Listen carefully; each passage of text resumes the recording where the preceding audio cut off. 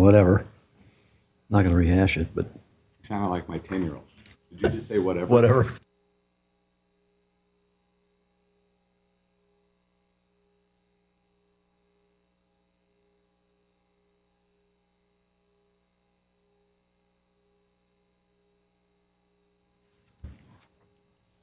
All right. Now I have 7 o'clock. We'll call the town board meeting for May 15th, 2023 to order. First item is the agenda. Patrick, we have a couple of changes. Actually, just in the consent agenda, so when we get to that, we can make those changes. All right. Board, have any other changes? No. Hearing none, I need a motion to approve. I'll move to approve the agenda as noted. Second. All in favor, say aye. Aye. All opposed? All right, item 3, approval of payment of the bills. I signed off, move to approve payment of the bills. Second. All in favor, say aye. Aye. All opposed? That motion carries. Then I need a motion to approve the minutes of May 1st, 2023. Steve, you had some corrections? Mr. Chair, there was an additional person at our last meeting, and the clerk says that Has been was changed. corrected to add Larry Poplar as attendee. So that was it. So move to approve. Second. All in favor? Aye. All opposed? All right, item 5 is consent agenda. We have a number of them. Mr. Chair, if it pleases the board, just for side note to the consent agenda before I pull the 4 that we need to discuss. Supervisor Ruzek called me today, noted that he needed additional certificates listed under consent items E and F. Staff did reach out to both of those businesses for additional documentation we received from one. I have no doubt that we will receive from the other. So that's moving forward. So in addition, we'd like to pull 5C, the Ramsey County Emergency Operations Plan. And 5B, the board chair would like to read some additional thanks to our retirement notice. And then 5I and J under consent. Let's just pull the whole thing. That's half. Anyway, All right, any motion to approve the consent agenda with those modifications? Before we do that, I have one question on one of the consent items that I think you were taking a look at Okay. on F. Yes. And was it having to do with the named insured? Yes, the special events policy of the township requires certain language, and it was not in there as to how we're supposed to be named as a certificate holder. Okay, the certificate holder also, I noticed they had listed as the City of White Bear Lake Township, And that's part of the problem. which is the second year in a row, Yes. maybe third. But it was pointed out to Patty this morning that there is specific language that they are to comply with when we ask for a certificate, and that's what we need. Okay. We've already decided that, so yes. So then I will move to approve the consent agenda as amended. I'll second that. All in favor? Aye. All opposed? All right, let's take these. First one is 5B. This is to accept the retirement letter from Patty Wallstead, Deputy Clerk, noting her last day in office will be June 30th, 2023. I didn't feel comfortable doing this under consent because I think we need to give a personal thank you to Patty. At this time, the White Bear Township Board of Supervisors, its commissions, and staff would like to take a moment to recognize Patty Wallstead in appreciation for her 28 years of service to the township. Over the years, Patty has a familiar face and logic between the oftentimes illogical obstacles to public administration, and she's been a steward of consistency as our organization and community has grown. I'd like to thank her and the board. And I know Patty's been an amazing deputy clerk, so her shoes are going to be hard to fill. With that, I need a motion to approve consent agenda item 5B. I will move to approve the retirement notice from the deputy clerk. I'll second that. All in favor, say aye. Aye. All opposed? All right, then item 5C is Ramsey County Emergency Operation Plan. I hate to bother you about this again, Chad, but That's fine. we had spoken a little bit about it. We, as staff, have reviewed what's been proposed here by Ramsey County, and Chad will back this up when I say that there is a lot of onus put on our staff where there wasn't before. And I would like to defer to you about your review of this one as well. Well, it's 300 pages of vagueness, to be honest with you. And to be fair to them, how do you detail an emergency? It's pretty hard to do. Yeah. And the broad the broad framework is this: if the emergency lies solely within the bounds of the township, doesn't affect anyone else, then the township is primarily responsible to handle the emergency. If the emergency is too big, you can, the town chair has the right to declare an emergency, an emergency, in which case then the county would step in and assist. The only time where that wouldn't be true is if it's a hazardous waste spill, in which case then the North Suburban Hazardous Waste Team would take over and run it, which makes perfect sense because you don't want town staff involved in a hazardous waste spill. I'm not going. It just wouldn't, it's not right. It's not safe. But beyond that, you're playing a big role, mainly because this county expects each municipality to take care of those events that occur within the boundaries of the municipality. Think about it. I mean, the county can't be everywhere. They need backup, and the backup would be the infrastructure, the personnel of the individual municipality. So it makes sense. Now, one thing I think I did forget, and I should mention, is in the event of a countywide emergency, communications, all statements come directly from the county. No municipality is supposed to make its own individual statements. If it's declared a county emergency? If it's a countywide emergency, like, That's fine. let's say it's a tornado that unfortunately runs from Shoreview through Vadnais Heights, North Oaks, and the White Bear Township and White Bear Lake. That's going to be a countywide emergency. Everything comes through them. But they do expect especially I think when I read this, it became clear that Public Works is going to be the department that really is going to play a big role in any emergency, any countywide emergency, because they need people in the township who are familiar with the township infrastructure to help repair it and get it up and running again. So, one of the concerns that we did discuss is the extensive amount of training that is now required Yes. for township staff. We think it's unreasonable and with a small staff, kind of impractical. So, in addition to the responsibilities that they've noted in there that the township will have to play within various levels of disaster, and we have to pass this soon. Is there any way that we can respond with our own caveats or taking into consideration how limited our staff level is? We got 19 employees and a heck of a lot of ground to cover. Yeah. The way I look at it is what the county wants, is they want the different departments to familiarize themselves with what their roles would be. But in the end, they can't, how to put this? They can't dictate to town staff what to do. Okay. But they expect town staff to at least understand what's expected of them, so when the time comes, they can mesh with the county plan, because the county has to what the county expects is that each municipality will basically be a sub-response team for their area. Mm-hmm. And the county will simply just try to coordinate everything, and if one municipality is hit harder than others, they want to be able to shift resources. And we already do that. We already have that joint powers agreement. Yep. Involving Public Works staff and equipment in place. So, that's what they're trying to do. They want to coordinate it. And I think but on the other hand, it's also fair to tell the county, look, you can't expect everything. Here's how much we're willing to do.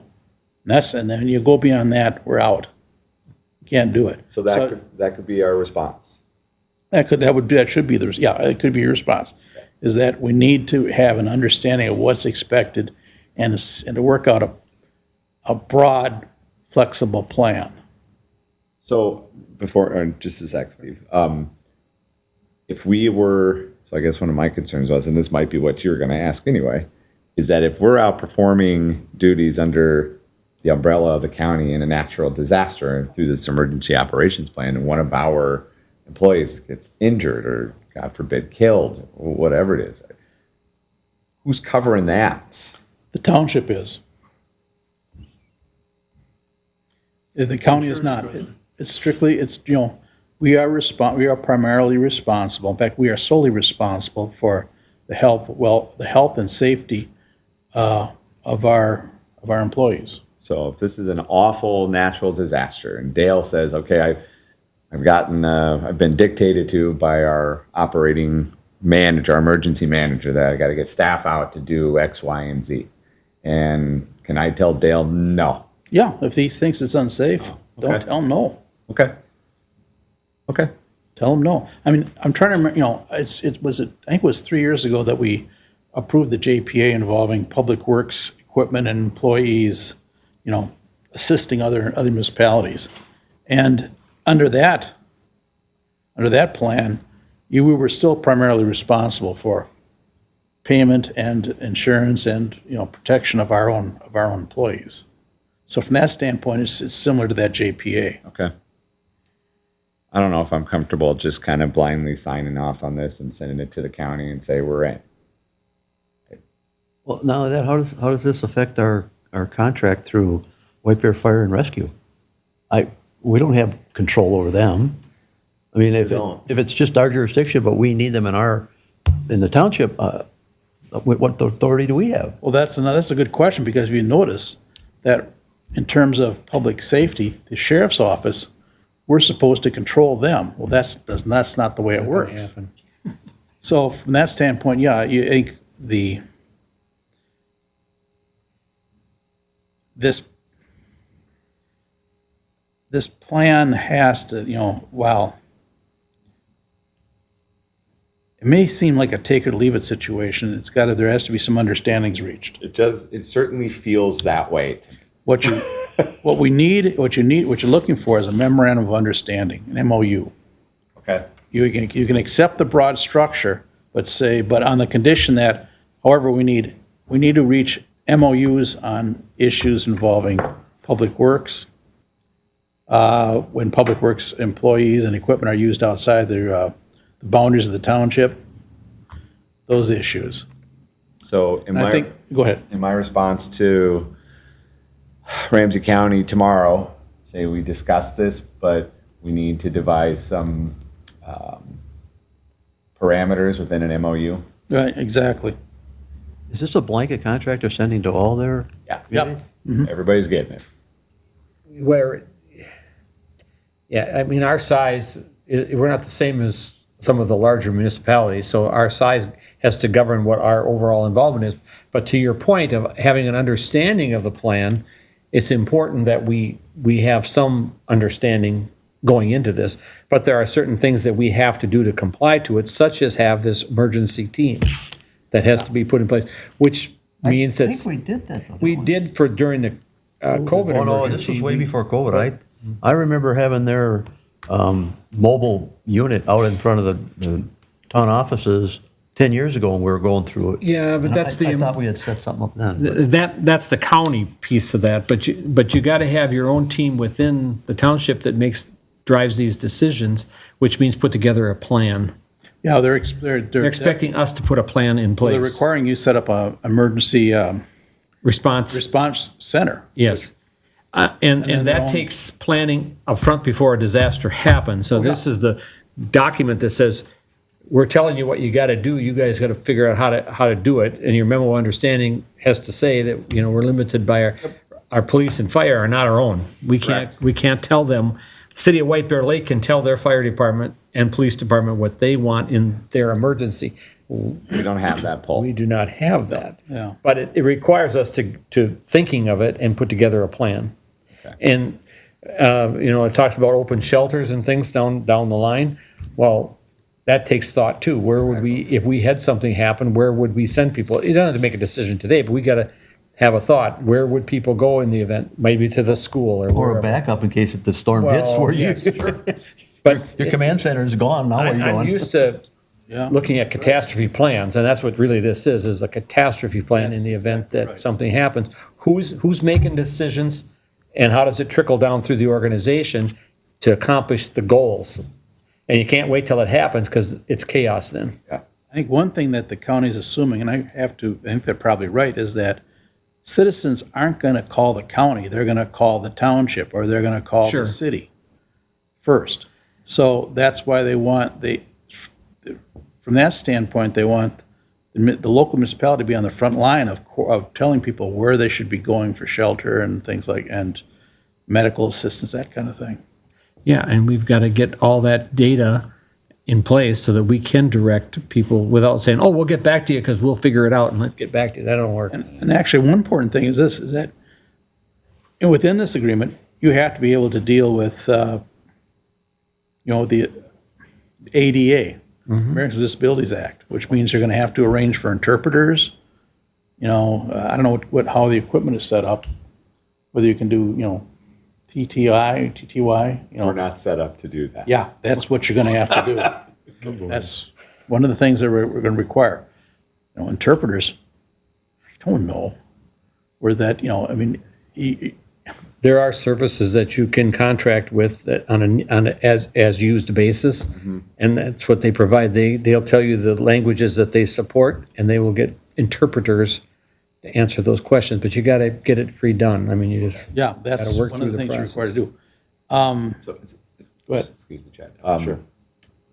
It's safe to assume that the board has some concern about the way this has been formulated, not the general sense of trying to achieve a safe response to a disaster, but maybe if I were to say to Ramsey County tomorrow that, the board would like to pass this, however, we need your understanding for our limitations, how would you like to proceed with that? Could I do something along those Is lines? this time sensitive?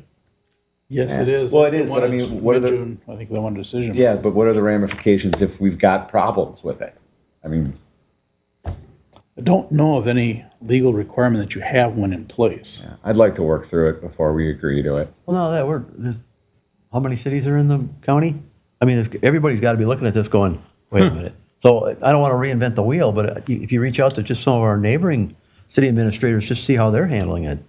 And maybe we'll get a little bit of an insight there. Obviously, we're all a little bit different with, That's exactly what I was going to say. Each of these larger communities may have an emergency response plan already in place in their municipality, and they just have to modify it now to fit with what Ramsey County is wanting, and maybe we can borrow from that. I think Build our own. the only city that actually has one in place of our contract group is Shoreview. But I can sure check with them. Well, and like I said, in the world I came from, that's how they got developed, is they borrow from someone who's went through the Same here. tedious parts of doing it. So let me reach out in that capacity to our administrator group, see if how they've responded to this, and if I don't get any clear idea as to how we should proceed, if I could ask Ramsey County for some suggestions, understanding our limitations, along those lines. I don't know, signing off on this, just saying, okay, makes me uncomfortable. Well, there's a lot of responsibility I know. there. That's the problem. but we see this with Ramsey County with everything. It all trickles down back to us. They just keep shucking the responsibility back to us. Yeah. All right, board comfortable with that? Yes. Like I said, time sensitive, like when they want this back. Well, again, I'm going to work through it until the township's comfortable with it. Okay. So we're not approving anything. No, you're giving me direction through your consensus at this. So creatively, as an emergency or a response team, I mean, the board activates it, or the chair activates it, but is it similar to what we had? Like, it would be him and Chad and you and Dale. and that's it? Yeah, probably. Now, that is actually optional, but it's a good idea to have. With kind of broad authority to, obviously, he has the authority to invoke whatever needs to be done at the township level. And if it looks like a huge decision, he can ask for county, that team can ask for the county assistance? Yeah, well, the town chair has the authority to declare a town-wide emergency, Yeah. in which case then Ramsey County is supposed to. And see, Come in and help they must have phone numbers or people that he would contact. They I'm must, sure they do. I mean, we really should see more of the guts of responsibility. Because plans are only as good as If people carry them out. yeah. All right, so you're going to get back to us on this? Sure. Is this something, you'll have anything by the exec meeting? I'll get started on it tomorrow. All right. Yep. All right, so moving on. Consent agenda item 5J, ordinance number 12 amendment. Actually, it'd be 5I is first. Oh, sorry. Yep. Numbers, the Yep. 35, ordinance number 35, we just need to correct the date. It needs to be on the 21st of June, Oh, yeah. because we are not going to be having our board meeting on the 19th because of the June 19th holiday, which is when it was originally scheduled for. So we just need to change the date for that public hearing to June 21st. All right, board have any questions on that? Nope. Then I need a motion to approve that. Move to approve. Go ahead, Scott, sorry. We're changing the public hearing to June 21st. Because we're not having our June board meeting on the 19th because of the June 19th, or the Juneteenth Oh, I see. federally Sorry, mandated okay. holiday. So let's move to Wednesday, the So following. this needs, okay, now I got you. Now I'm following. Okay, what threw me is it says Wednesday, June 19th. Obviously wrong. 21st. Second. All right, all in favor? Aye. All opposed? All right, motion carries. Then moving on to J. Okay, so this is my favorite topic, water. The You got to get out more. The Utility Commission had a very robust conversation last week about this particular ordinance. And this is part of the bigger effort that Patrick has undertaken the past year and a half on cleaning up the ordinances and making sure that they're relevant and interactive and getting rid of a lot of stuff that just makes no sense. And one of the topics that we have every single year that I've been with this group is come August, the water gets really low and there's some kind of a concern that the DNR is going to say freeze everything and people are watering whenever they want to water and we have a big discussion, nothing gets done because then it rains. So this time, we're trying to get ahead of the deal and the wording is changed so that rather than saying simply that any person found to have violated the restricted sprinkling hours 2 times shall receive a written sprinkling warning and be charged a $40 administrative fee for the second and any following violations. That's being changed to $100. And if in the event the Minnesota Department of Natural Resources notifies the township of a critical water event which limits the use of water in the township, any person found to have violated the restricted sprinkling hours shall receive a written sprinkling violation and be charged a $500 administrative fee. Now, this is going to shake residents up because not only have we had that $40 fee, but my understanding is we've never actually billed it. No, I think we have, but it's been sparse. It's been sporadic. Yes. So this is what I want to discuss in more detailed with the finance officer and his staff on Friday to make sure that the logistics are in place and also with the code enforcement group to make sure that if we are given direction from the DNR as a result of this lake level lawsuit, and we're given direction that we need to enforce a sprinkling ban and residents are violating it, they are subject to potentially a $500 fee on their water bill, which is going to cause angst. And I want this to get out, and so hopefully this will be reported in the White Bear Press, and maybe we even comment in the News and Views. But that was the big change with this particular ordinance. Just a couple of points of clarification with what Scott referenced as for consecutive falls now, we have received notice from the DNR that the White Bear Lake level has been beneath the mandated height that it needs to be at 93.5. Chad, is that? That's right. 923.5. 923. I'm sorry, sorry, 923.5. And what they have said at both times is that it's below. Your cooperation is appreciated. We've not been given a directive, but as we get along further in this lawsuit, we're going to get closer to that. So after the discussion that we had on Thursday, I made a couple of outreach calls to neighboring administrators as to what they do. Their response is pretty uniform across the whole contract group as well as White Bear Lake City, is that if anybody has an issue with the water level not triggering the irrigation ban, none of them have done an irrigation ban. They have said that the matter is still in court and that we won't be doing that for now. So basically, Scott's right. I mean, in 2021, we got notice that they would like our cooperation late fall because the lake had fallen below its legally mandated level. But then it was at the end of the growing season and nobody got too angsty about that one. Last year it came a little earlier. I want to say it was middle of August where it got below the legally mandated level. But I do believe we got rain, which just made everybody forget about the problem. But again, we weren't required to do anything by that notification. So, By updating this ordinance, it also will go a long way when the question is asked, what are you doing to promote water conservation? exactly.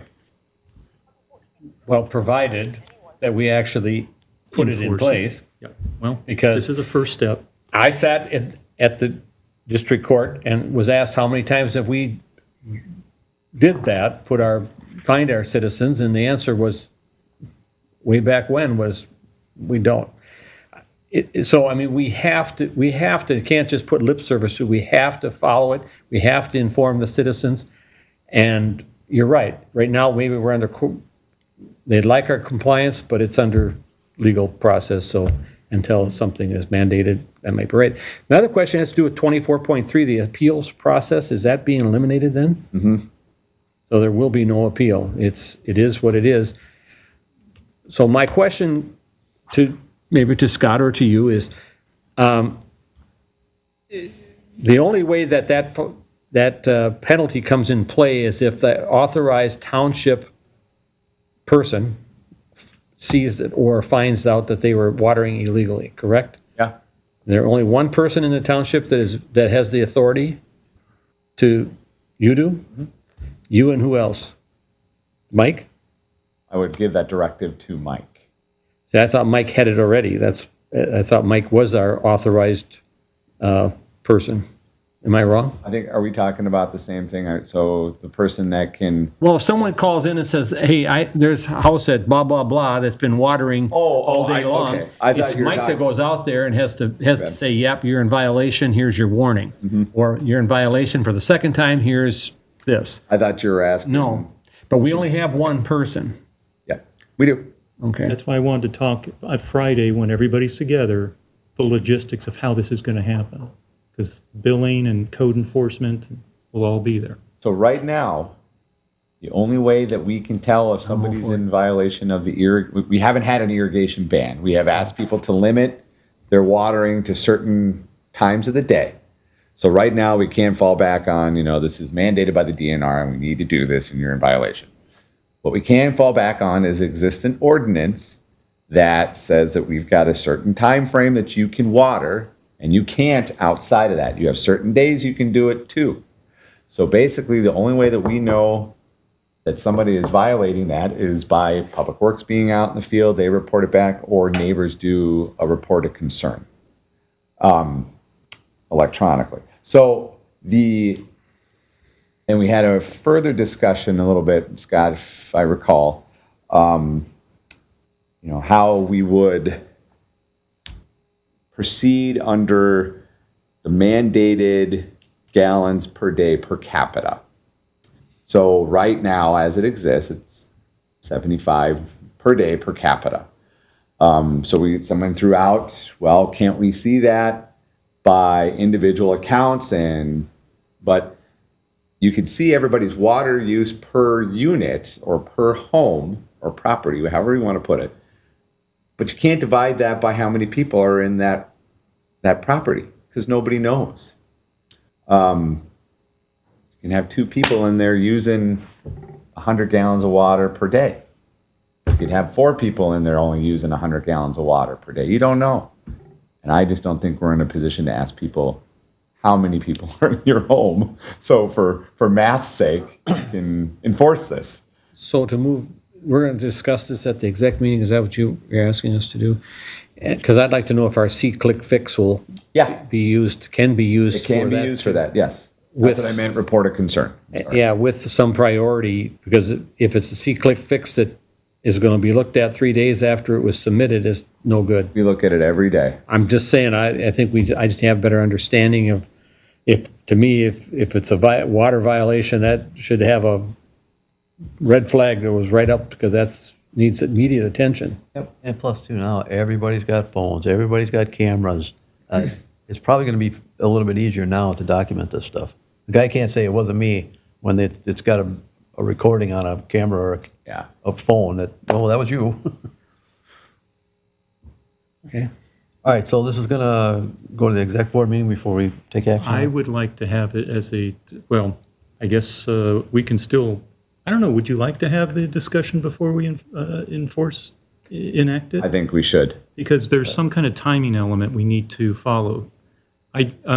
My request for the exec meeting was more just to discuss logistics and make sure that we had that in place, but the theory behind this, I think, is still valid. Well, I guess I'd like to ask Chad if raising that an administrative fee to $500 is that legal? It is. That's what I want to hear. We're amending our ordinance to reflect an increase in fees. We'd have to post it for a certain amount of days. In order to do that, I think next Wednesday was going to be the posting day. Yeah. This was one of the primary things the judge kept harping on us during trial. Are you enforcing and are you punishing? Yeah, I mean, it's no different than having tiered water rates in Right. some ways. I mean, I got to admit, when I first read it, I was a little concerned about due process, but I think I can live with this. I can support it, I guess what I'm saying. Thank you. Not live with it, I can support it. No, this is a move in the right direction, because $40, as we've said for a number of years, that's not going to get people's attention. It needs to be something more substantial because it is a big problem for us. Now it is. We're looking it right in the face right now. So, based on Utility Commission review and recommendation, I move that we adopt the amendment to ordinance number 12, Water, Section 24, relating to sprinkling. I'll second that. Motion made and second, all in favor? Aye. Aye, all opposed? Okay, and then we can kind of go over the logistics on, I would like to. yep. All right, Thank you, board. moving on. Item 6A, Old Business Universal Forest Products. Who's taking that? I can handle that for you. The Fourth Amendment is exactly what's called for under the original lease. They have 4 option periods, and they're simply electing to exercise their option. The last time you had met, you had a question, Mike had a question about debris on the property. I think that's being addressed, isn't it? It is. But in terms of the lease, this is they're electing to exercise their option, and they have the right to do so.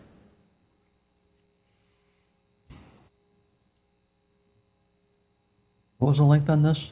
2 years? Was it 2 years? It's every 2 years.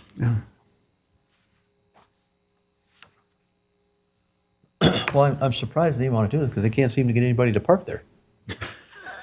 No. Everybody's still parking on the road. Yeah. Keep in mind, the minute they don't do it, Yeah. Right. And it happens.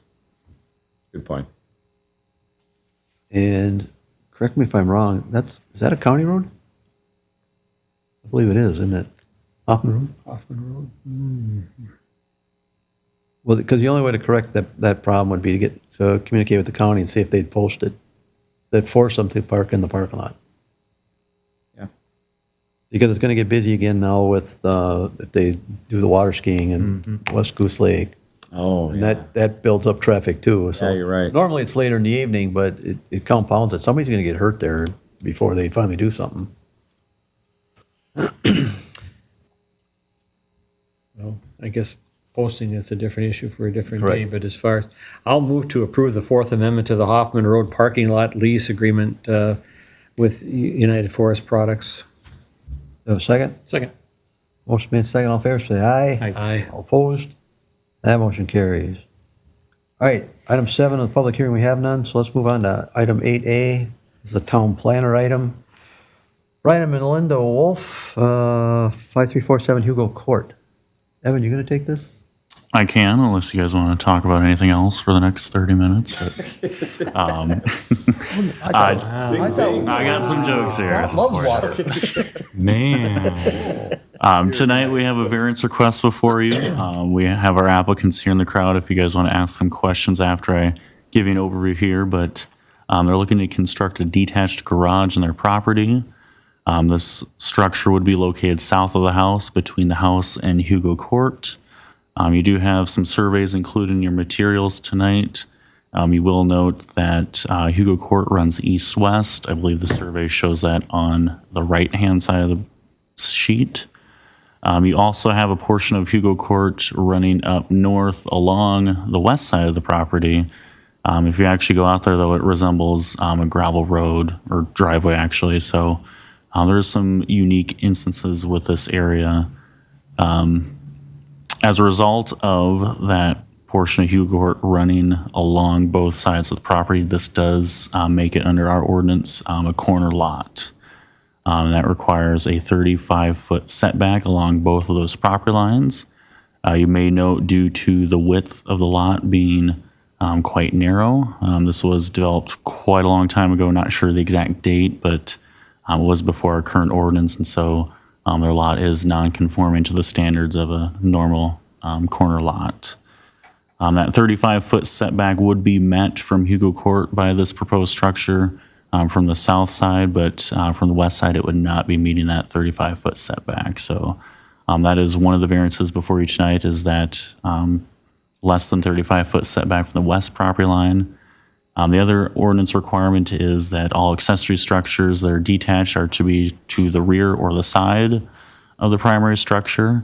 Obviously, this is not to the side or rear of the structure. This is in front, and so that is the second variance that is being requested tonight. You also have a survey sheet with some drawings overlaid on it showing where code compliant spots would be on the property. Red kind of shows where a principal structure could be located. That is quite a bit of the lot. Where the current house is, this was built prior to the current owners, is located pretty deep in the lot, and so that limits greatly where you can build a accessory structure. That green shading actually shows where you can build a detached accessory structure. If you do see on the survey, there is portions of the driveway that are on the subject property, but the rest of the driveway actually goes into their neighbor's lot to the east. So that also kind of limits where you can build a garage in this case. The structure would be under 1,000 square feet in size. It would be 960 square feet as shown on the survey before you tonight. Apart from the setbacks, requirements are met for this structure. This was reviewed by the variance board as well as the planning commission. The recommendation from the planning commission is in your packet tonight, but I'll summarize it here. They recommended to approve with a number of conditions. 1, the accessory structure is permitted to be built as shown on the survey submitted to the township. 2, the accessory structure is permitted a setback at 10.3 feet from the west property line as shown on the survey. Any trees on the site, unless diseased, would not be removed as part of this project. The driveway for this proposed structure shall be no wider than 24 feet in width and shall be a pervious gravel surface. 5, the applicant will have to acquire any other required permits and approvals. And then lastly, they will have to pay any fees or escrows associated with this project.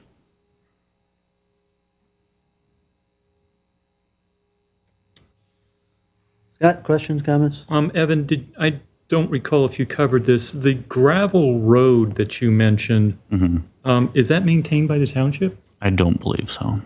So is this similar to one of those vacated alleyways, or do we know that at all? I don't think it's vacated because it is platted as a street still, so, It's what they like to refer to as paper streets. yeah. Paper streets. Okay. It's on paper, but it's not really Exactly. observed anywhere else. so. Paper, but not improved. Okay. And so the gravel is not replenished by the township? To my knowledge, no. Okay. The second question I had was on your green and red color coding. Thank you, that helps me. If I'm looking at this correctly, I don't see, and I'm not any kind of an engineer, as you already know. If I'm looking at the green, I don't see how you could build any kind of garage there and access it. Well, I think that's part of the argument the applicants are trying to make is that the code compliant spots on this property would not be viable for any sort of structure. And so portions of that green area is where they have the existing garage. Yeah. And the rest of it is the driveway to access said garage. And so I think some of the hardships or unique practical difficulties they're facing is that while there is code compliant spots, it's not really feasible due to some of the unique characteristics of the site to actually build there. It would have been better if the house was originally built closer to Hugo Court. That would be part of the issue, yeah. Okay. Those were my questions. Well, Steve, you were at the Yes, planning commission, weren't you? I was. And they asked very similar questions, but in the end, they felt that this was acceptable. That's all I can say. Are they gonna keep the two-stall garage? In the back, correct. Yeah, And then how are you gonna access the new garage? The new one would have a gravel, per the planning commission's recommendation, a gravel surface would from connect to where? that. It would go off the east side of the proposed garage and it would Would connect it to tie the, into the existing bituminous driveway? correct. And then they limited the width to 24 feet. Because I know the township, obviously this has been shared driveway forever, but the town will not ever allow a newly developed Correct. shared driveway. Correct. We did discuss that at length with the variance board. And, a And little bit refresh of my memory, clarification. is it 2,000 square feet maximum garage space? Correct. So they're still under. Yeah. Okay, the biggest hurdle I have is by placing it in front of the house, this sets a little bit of a precedence for the township that we allow this, and we're going to have, a year later, someone is going to come back and use this to bite us. So I think the findings are very important as to how we're going to allow this, and I think part of it is because of the two roads, even though one of them's paper, because otherwise, I could see where someone else is going to want the same thing on deep lots. And that was part of the findings the commission and the variance board noted. There is some lots nearby where, for whatever reason, if it was before the current ordinance or if maybe it was interpreted differently, but there are accessory structures in front yards, and so I think the variance board and both them and the commission thought it's not really changing the character of the area if this were to be approved. And then my other hurdle is that variances are not hardships anymore. You can't use your property because it's a tough to develop lot. You can't say, well, it's not my fault that it's hard to develop. You already have a house and a garage, so you already have reasonable use of the property with the house and a garage. So we're kind of a little bit counterintuitive when we're talking about allowing another garage and giving a variance for when you already have one and it works on the lot. Now, the township's always had a policy, as long as I've been around, is we like to see garages. We don't want to see stuff. So garages cover up stuff. But those two things are a little bit sticky for me. So I want to be really clear that our findings for granting this only apply to this lot. Now, are you pretty comfortable with? Yeah, so they're I'll spelled go, Chair, I'll kind of read through what we have for findings. You will note one of the findings, as you noted, the plight of the landowner is due to circumstances unique to the property and not created by the landowner.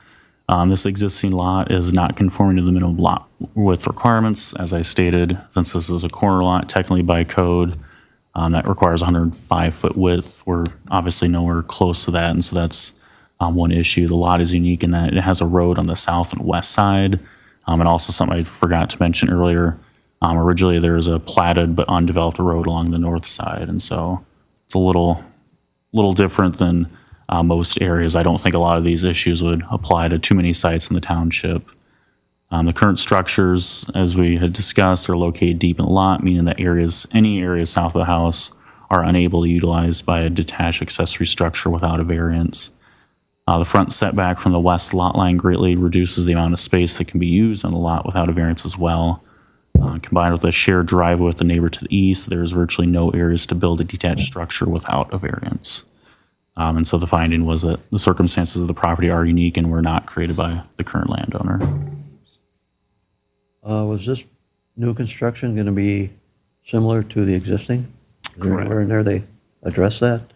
I say they can certainly elaborate if you guys wish to. Well, if you want to come up, just state your name and address for the record.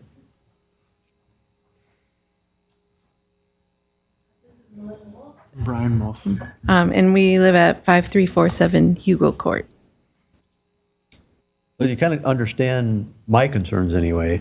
Definitely. So whatever we do as a board is going to follow us forever. So, and a lot of times, previous board members have had to bite their tongue for what they did. So the new garage, are you going to basically, I don't know, side it or so it's complementary to the house? Yep, it'll match the house color. It'll be vinyl instead of cedar.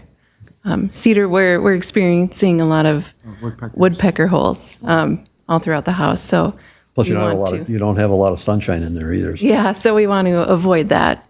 So it'll look very similar to the existing garage. Are your overhead doors facing east? Our front door is facing south, and then yes, the other one is facing east. No, the new Oh, the new garage door. the Oh, overhead- yeah, yes, facing east. Yep. Got any questions? No.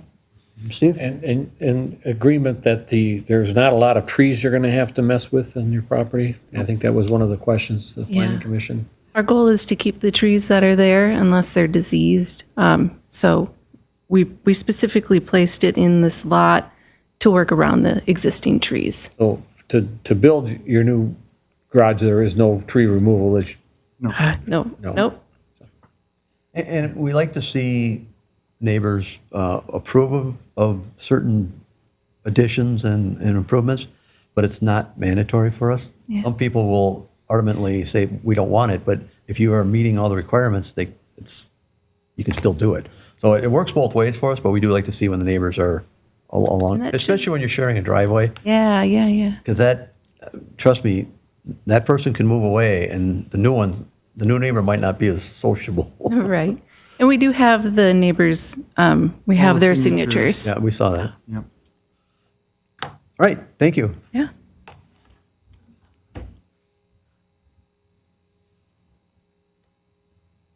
All right, what's the pleasure of the board? I guess I'll make a motion based on the variance board, planning commission, and town planner review. Recommendation approve the 24.7 front yard variance to allow construction to a garage in the front yard and in the front of the house at the address, which was 5347 Hugo Court. Second. And may I make a suggestion? Yes. As part of the motion, you adopt the findings set forth in the May 16th, 2023 letter prepared by the staff, by White Bear Township staff. I'll amend my recommendation for that with that note. And I will still second that.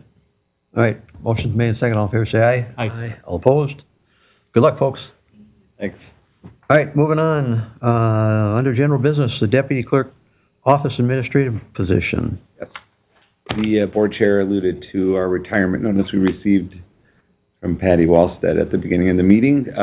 After posting this position for a month and receiving a pretty healthy amount of applicants and interviewing 7 different individuals, we are recommending with full backing of a legal background check, that Riley Ramirez be our new deputy clerk going forward, and she will get ample time to study the position under Patty's tutelage before she leaves.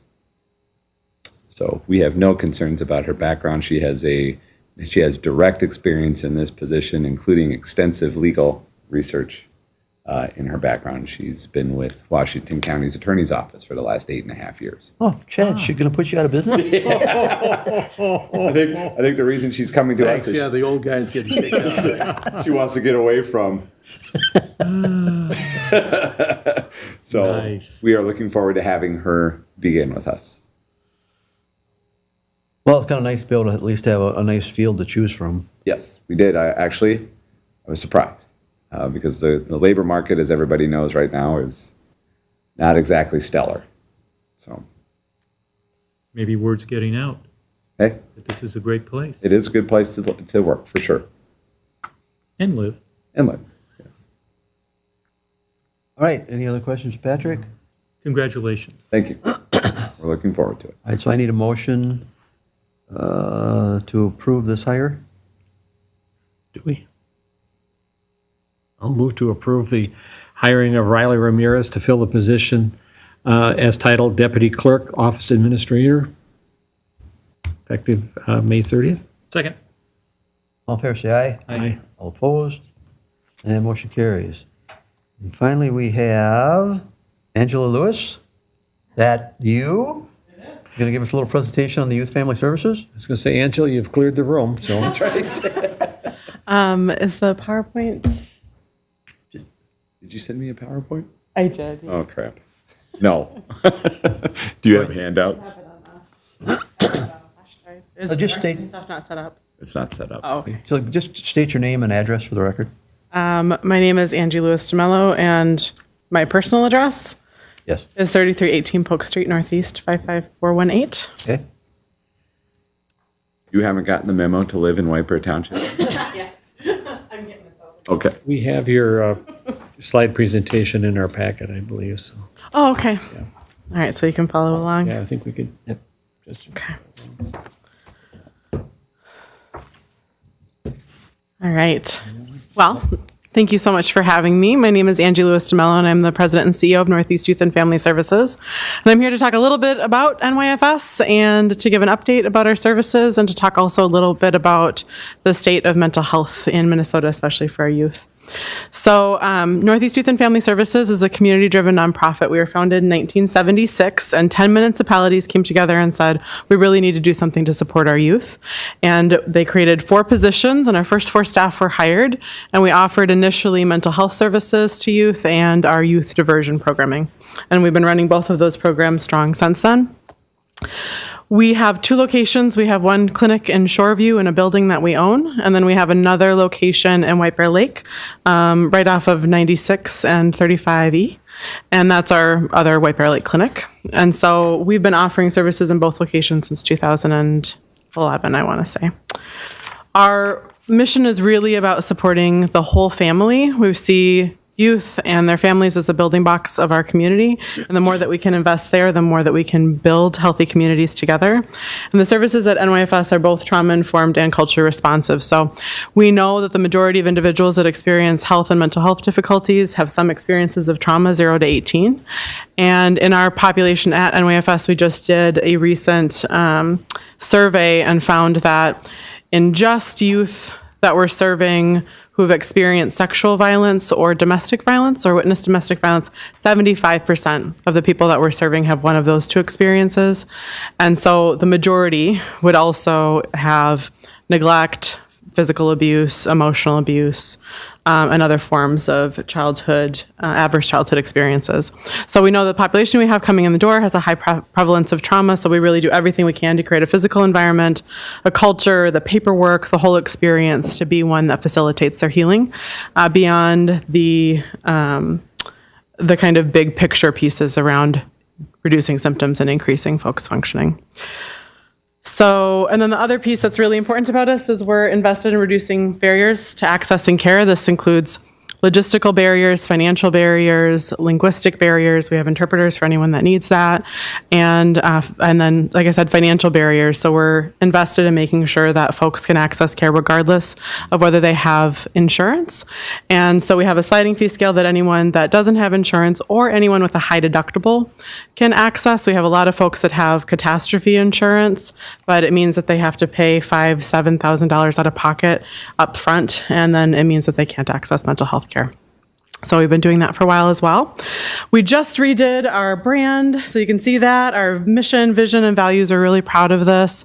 The board has done a lot of work over the last 6 months, 9 months to do that. Thank you, Scott, for your investment in all of this. So our new mission statement is that we transform lives by ensuring access to care that nurtures healing, cultivates community, and inspires hope. And our vision is we envision a world where thriving individuals and families are the building blocks of safe, unified communities established through a network of empowered and collaborative partnerships. One of the things that's really unique about NYFS, and then you can see our values listed there. One of the things that's really unique about NYFS is we started with those 10 municipal partnerships, but we now have 16. We just added Arden Hills back.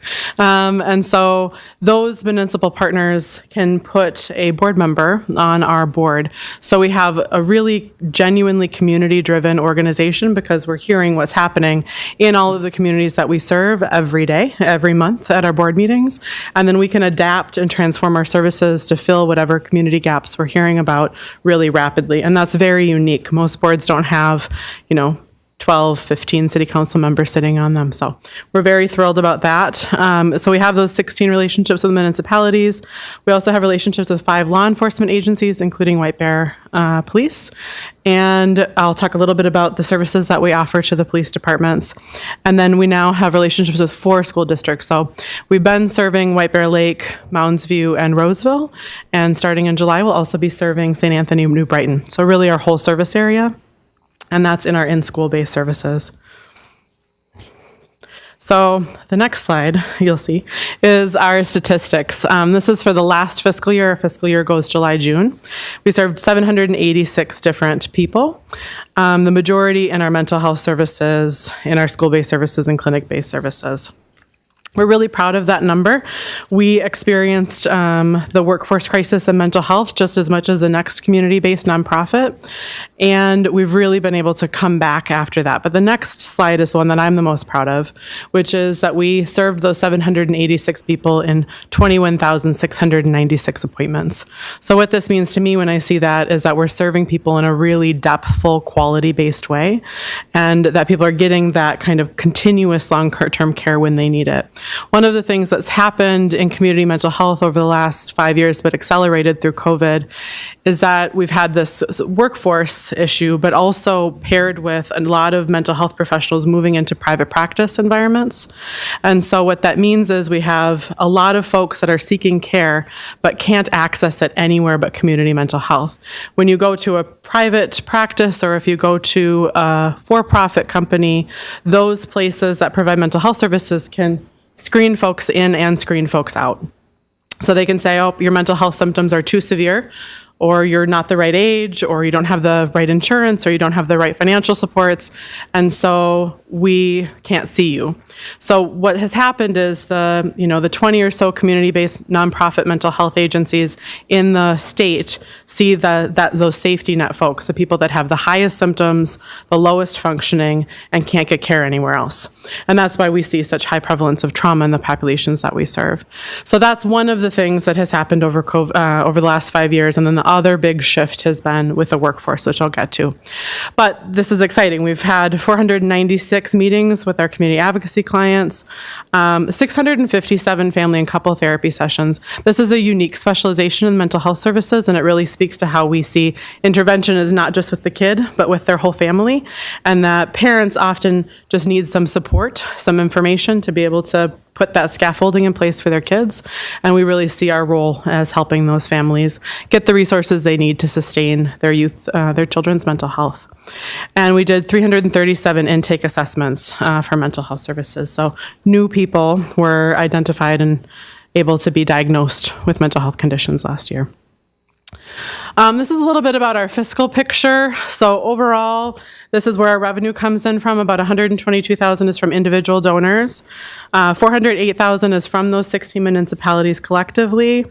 We receive about $988,000 from contracts and grants. Mostly that's corporate foundations, private foundations, and county contracts through Department of Human Services. We received about $628,000 through third-party billing, so billing insurance. And then we own that building in Shoreview, and we have tenants. And we partner with the Mounds View School District, and specifically the REACH program offices out of our first floor, and has for decades. And so we received about $474,000 through our occupancy. One of the things we're really proud about is our revenue mix. A lot of organizations are overly reliant on one or two streams of revenue, and NYFS has a really good, strong mix. So if we lost one funder, we're not going to close, which a lot of other nonprofit organizations struggle with. Expenditures, our biggest programming is our mental health services. So that is the biggest amount of our expenses. Almost all of our expenses are salaries and benefits, and that's because what we're doing is people work, and it's not that expensive except for the people to do it. So the next slide is to just talk a little bit about the state of youth mental health. So my background is as a trauma therapist. I worked with domestic violence and sexual violence, also with torture treatment, survivors of political torture, for the first part of my career, and moved quickly into administrative roles because in the mental health space, if you know how to manage an Excel spreadsheet and you can keep organized, you move up really fast. And so was quickly in administrative roles, and really have had a passion for staff work and staff sustainability, because a lot of our staff experience the secondary effects of listening to other people's trauma stories, and then themselves experience mental health issues as a result of that. And actually was first introduced to NYFS. So I started as the CEO in June, and I was first introduced to NYFS as a consultant and a trainer. I came in and helped them launch their trauma-informed services in 2015 and 2016. But in my 15 plus years of working in mental health, and longer than that in the social services, I've never seen clients come in with greater acuity and more severity than I have in the last year or 2 years.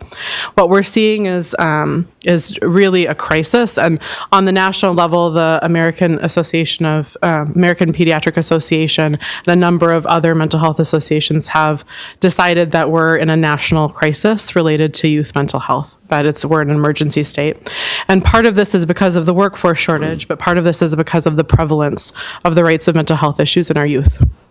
So we're having kids that would have come in with a low level of anxiety come in with paralyzing panic attacks, and they can't get to school, they can't maintain relationships, they can't do their homework. We're seeing youth that before may have had some concerns related to their safety, and now they're having repeated frequent nightmares and paralysis, and not sleeping, terrible insomnia. Kids that might have been a little depressed now are actively suicidal and harming themselves at much greater rates. And so we're seeing just really, really severe symptoms across a lot of folks. And part of this, I think, is just because people are having such a hard time accessing mental health services. So now, a recent study came out nationally. 1 in 3 youth have a diagnosable mental health condition. This is following COVID, and it's increased by about 3 times in the last 3 years. So we're seeing much higher rates of mental health issues. And in the Minnesota Student Survey that came out in Ramsey County just this last year, 19% of 11th grade males reported that they've had a long-term mental health condition lasting 6 months or longer, just in our own community. And 46%, almost 1 in 2 females, reported full-blown mental health conditions lasting 6 months or longer. So that's 6 months of lower functioning, 6 months of symptoms that impede their functioning at school and with their friendships. And this is really huge because it affects their ability to do all of the jobs of adolescence, right? Learning how to become independent, to take care of themselves, to do their own laundry, to get a job. All of these things going to school are affected by the youth mental health. And side note, they've also started doing fMRI studies on adolescents and looking at brain scans from before the pandemic and after. We're seeing really significant differences in brain development and growth of the same age matched, gender matched youth because of the pandemic. So it's affected prefrontal cortex, so decision making, the kind of planning, executive functioning, and it's also affected the emotional centers of the brain, ability to self-regulate emotions. So we're seeing just a lot of effects. And then we're also seeing an increase in those adverse childhood experiences. So adverse childhood experiences is a list of 10 different types of trauma or adversities youth have between 0 and 18. There's been a ton of research about the relationship between those adverse childhood experiences and comorbid health outcomes. So the tie between the number of those kinds of traumas you have 0 to 18 and your likelihood for heart attack, cancer, depression, all these kind of major mental health and physical health issues. And there's a direct correlation between the number of traumas and the number of comorbid health outcomes. And we're seeing a significant increase in these traumas in our youth. So the kind of state of youth mental health is a bit of a mess. And then we add on top of it that we have a workforce crisis. So kind of before the pandemic, we knew that there were fewer people going into the field than retiring from it, and that we were going to be experiencing the pressure of that likely within 5 years. But COVID, unfortunately, really accelerated that, and we've had a ton of folks drop out of the field early, retire early, and then a ton of folks drop out because of that trauma that the therapists are experiencing. Their mental health is so affected, they don't feel like they can provide care. So this is really across the industry as a whole. And then part of the issue is that insurance reimbursement is very low. Most insurance doesn't cover the cost of a full salary and benefits, much less the overhead and infrastructure that's necessary. So our insurance system is set up to cover about 80% of the costs of providing care to someone. And so we have to fundraise to get the other 20%, right? And so most folks that come out with a master's degree, have to have a master's degree or higher to provide psychotherapy, are getting salaries that are the same or less than they were making with a bachelor's degree. Starting salaries are typically around 55 or 60, and top end is 65 or 70. And so that's a big barrier to folks going to school, and then getting $50,000 of loans to do that. So this is kind of the state that things are in right now. NYFS is really thinking innovatively around what we can do to help all the folks sitting on wait lists, because as folks are sit on wait lists, they get worse without that support and that intervention. So we're thinking about how to use our resources better. Specifically, how do we support parents so they can support their kids, and how do we do more groups so we're serving more people with less resources at a time. Any questions about this before I move to talking about our services briefly? Just maybe with dealing with the schools, is that how most kids are recommended to you, through the schools? School districts are a big referral source, yeah. Because we were in so many different schools, but part of the school-based program is really about making sure that the kids that don't have parents that could bring them to a clinic are the ones that are getting treatment in the school system. But schools are big referral sources. Other nonprofit and other mental health agencies are big referral sources. Our relationships with municipalities, law enforcement. I'm sure we have a link on our website, so. Yeah. And then just, you maybe probably going to cover this, but I got to believe social media is a root cause of a lot of this. I think. I don't know, how do you combat that? Yeah, I was just at a conference on youth mental health a couple weeks ago, and I think 30% of the conference presentations were related to technology and its effect on youth, different ways of trying to manage it, and particularly the social impacts. There's some really beautiful benefits for youth, but there's also a lot of difficulty in youth being able to regulate their emotions, connect on a relational level with someone else. And COVID made that really hard, to be able to be with another human and just be. That's become very difficult and is a skill people have to develop, especially our adolescents. Thank you. Yeah. So I'll talk for a minute about our services. We have two major programs, our mental health programs and our community services programs. Our mental health programs have three departments. We have our clinic-based services. We provide individual, couple, family, and group therapy in person or on telehealth. And we serve very little ones from 4 years old and play therapy all the way to 104 years old. And we also do art therapy. We have a specialization in art therapy, and we have specialized trauma therapists at NYFS, at our two clinics. Our school-based services, we're now at 4 school districts, and we have this embedded model that we're really proud of. So rather than just kind of setting up shop as a clinic in a school and having clients come in and leave and we just stay in our office, we have this embedded model, which means we see that the school itself is our client as well, and that the best work we can do is in partnership. So we're doing training and consultation with teachers and with staff and with deans, and then we're working with drop-in clients as well if they need a little help or answer a question or do an assessment. So we're really serving the whole school when we're in the school, not just the kids on that therapist caseload. And then we have our day treatment program. Our day treatment program is 3 hours of therapy and 3 hours of school provided by the Mounds View School District on site. Youth are there typically for 9 months to a year, and they're with us every day. And these are youth that don't have the capacity to be in typically because the mental health symptoms are affecting their functioning, to be in a mainstream school setting. And so they're with us until they're able to stabilize. And day treatment services are collapsing in the Twin Cities. They're really hard to sustain. And so from a funding perspective, and so we're losing a number of day treatment programs because you serve 25, 30 kids in a year. But these are kids that if they're not in this type of program, it's hospitalization or residential treatment are typically the other options. And that takes them away from their family and their community. And so we really believe in helping kids stay with their family and community and receive the care they need outpatient. So that's our day treatment program. Our community services, we have 3 programs. Our youth diversion services are youth are referred because they've engaged in offense. They don't have to have been charged or convicted. So a youth that's found vaping in the bathroom at school can get referred to us so we can do the prevention work early on rather than only following up after there's been a legal charge. We're trying to show up in a way that's really restorative. Youth attend educational seminars with their parents, perform community service, pay restitution, and it's meant to be an alternative to the traditional justice system. We have very low recidivism rates. We're very proud of this. We've been doing this work for a long time.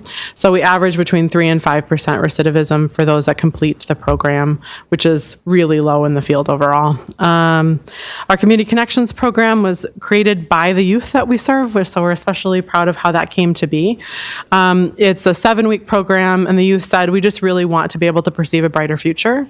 And so the youth tour college, they put together a mentorship plan, they work with a case manager to figure out kind of what else they might need additionally. They volunteer, the college tours with their parents. They identify a career and put together a budget. They visit the library. So it's really about helping get them resourced and imagine what's possible for them after they graduate from high school. And then our third program is our community advocacy program. And this program serves 5 different law enforcement departments. And we have a community advocate that provides services outside of the scope of law enforcement. So it's not kind of an embedded social work model within law enforcement. It's a partnership model. And so the clients, repeat callers typically, are the ones that are referred to us. And then we help with really everything: case management, crisis management, neighbor disputes, senior supports, housing, chemical dependency, mental health. And it's been a really successful program in reducing those repeat callers to law enforcement. So those are our programs. And then my last slide is just about what it is that we're looking forward to doing. Like I said, we want to expand our specialized services for treating trauma, offering opportunities for people to process in a way that isn't necessarily verbal through art and play therapy. We are establishing ourselves as a training site for interns, and we've specifically created a training program for interns of color to become psychotherapists so that they have a stipended internship, because one of the big barriers to completing folks' degrees is full-time unpaid internship as part of the requirements. And then we want to provide more group therapy offerings and supports for staff wellness so that we can keep staff long-term. So that's my NYFS State of Mental Health update. Questions? No, over the past years, when we've had someone come and talk to us, it's a worthwhile program particularly for troubled youth. But I think what Ed said about social media, I think, living at home or having kids at home during screen time when parents are trying to work from home too, it's easy to hand the machine and let them do their thing, and there's no interaction with I have humans. to hand it to them so I can figure out how to use it. Well, that comes. I always say talk to someone; they know how to fix it. But yeah, it has been a challenge, and I'm sure getting back into the school systems, they don't know how to interact with people anymore because they've done machines. No. Pat? I felt it was important to have Angie come and appear because I see I see a lot of the activity that's been going on over the past year since Angie's been in place, and prior to that when I was on the board with Tara. But this is a service that is available to our residents, and Angie touched on it briefly. We have a contract with a municipal contract with this organization, and should a resident need some assistance, I'm just going to use that term generically, we've pretty well covered a fair amount, if not all of the services that would be rendered for this individual. And I don't know about the specifics, but it's something in case anybody has a concern, an issue, or they think somebody else might have an issue, you've got your information available, and it's a great referral. There's a lot of very dedicated people who are very committed to helping others. And I think Angie has repeated many times that the staff is a very dedicated staff. And she's been fortunate bringing in new ones as it's growing to find that same level of commitment. So I think it's very important to reiterate that this is a service that the township, because of our relationship with NYFS, is providing for our residents if they ever need to have this service. And that's why, like I said, even just this presentation goes over Cablecast, and people can see it or look it up that way. But it is important that sometimes, like Scott said, they just don't know that option's out there. Yeah. Yeah, and our sliding fee slides down to $5 a session. So it's very low and affordable, and if someone can't pay, we'll figure it out. And I would also say we really struggled with our wait list for a while because we were having providers retire and not able to hire new ones. We just hired 10 therapists over the last 3 months, 4 months. We're in very good shape now. And so people can contact NYFS, and there's no wait for services at this point in time, which I'm really proud of. It's very rare that a community mental health nonprofit can say we have no wait. So All right, well, thank you for coming and sharing with us. thank you for having me. Thank you. Nice to see you. All right, that concludes our regular agenda. Closed session, it doesn't really say what we got to go in for, but, It's going to be updating mediation. okay, well, we have a gentleman in the audience. Did you want to speak for open time for something? Yeah, if you want to come up, otherwise, because when we go to closed session, we're going to have to clear the room. Hey, Evan?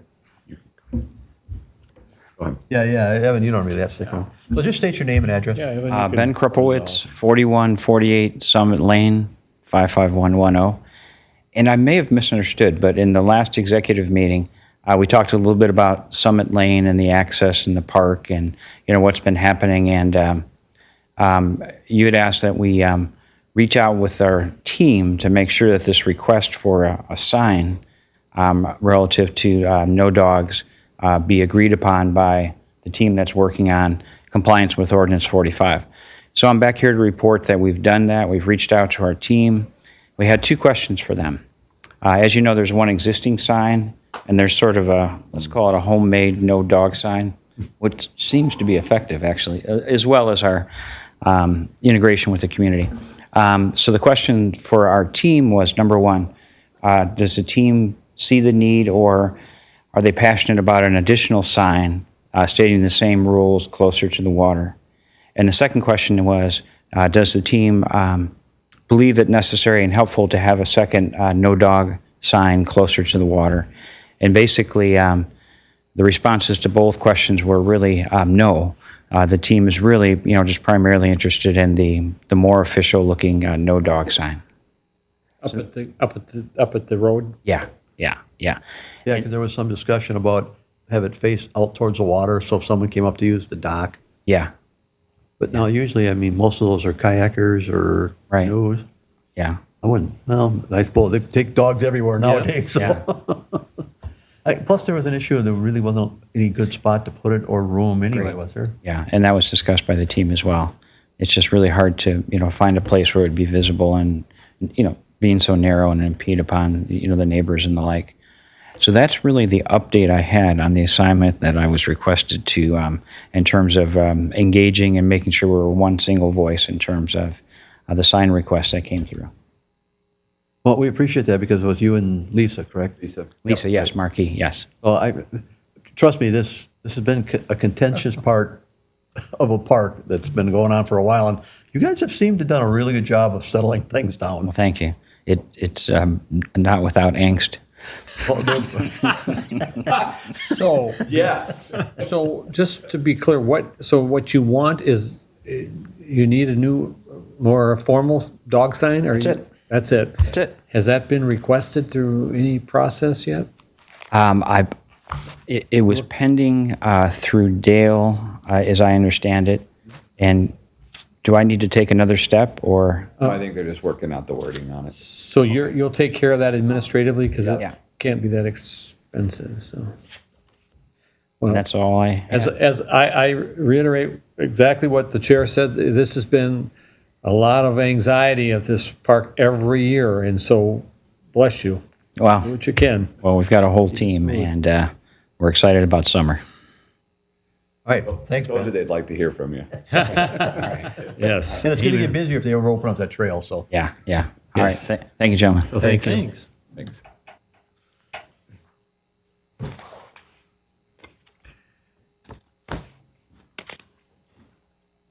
All right, so Chad, you want to explain why we are going into closed session? Sure. Purpose of going into closed session is to update. Yes. Yeah, but we Yes. needed Oh, yeah. the reason first here. Yeah, is to update the rest of the board as to what happened at mediation 2 weeks ago. Want to make that motion? I'll there? make that motion. I'll second. Motion made, second, all in favor? Aye. All opposed? All right, now you